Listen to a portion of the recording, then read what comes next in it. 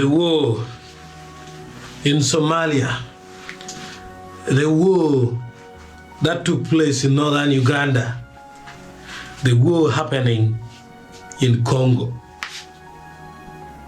the war in Ethiopia, the wars in West Africa, that is Nigeria and other parts. We need to blame the African Union. The African Union has stood and kept quiet on several occasions when Africans are fighting fellow Africans, like what is already happening in Congo. Over the recent days, I've been posting things about what is happening in Congo, which has involved Congo, Rwanda, and South Africa. I've seen comments that Africans, you're stupid to promote war. You're right to think like that, but your comment was wrong in this perspective, that it was not intentional to promote war. When I talked about South Africa versus Rwanda in terms of military power, I never meant to promote war. I was trying to attract you to this calling, to this message of Pan-Africanism, that will continue to go on. And that is, Africans, you don't need to fight each other. You are running away from the unity of Africa and the one African call. That is the African integration. It's a big, big, big nonsense. Now, take a look at African Union.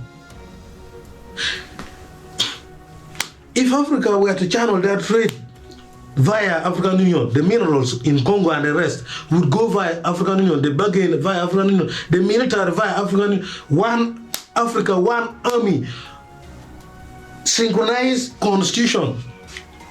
Man, it was going to be very difficult for the imperialists to sponsor some African countries to fight against another African country based on tribal sentiments.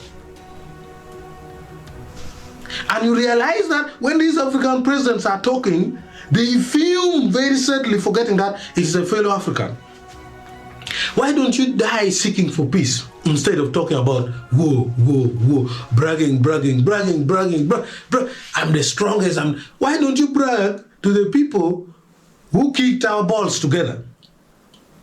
Why don't you brag to France? Why don't you brag to UK, which colonized all of you? You a fellow brother of colonization. Now, take a look at this. The country called Rwanda, the country called Congo, and even South Africa, it was just a drawing by the West.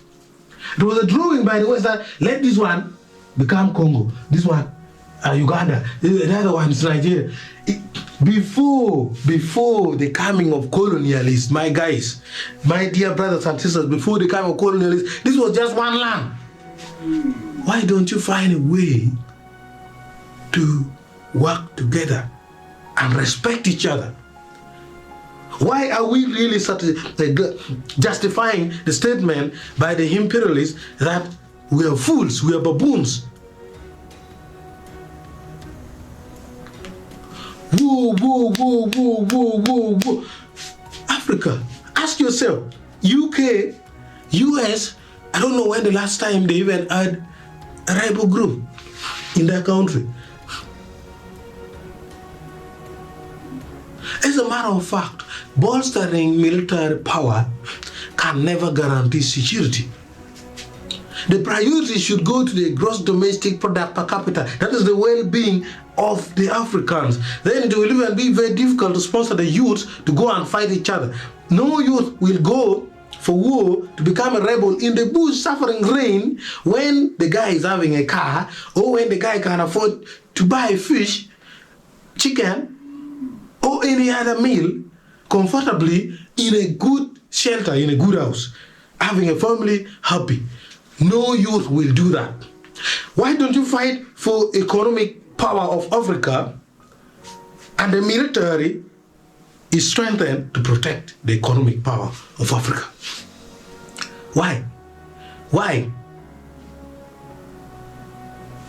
The African Union must wake up. They are to be blamed for almost all the nonsense in Africa. Why don't you take up responsibilities?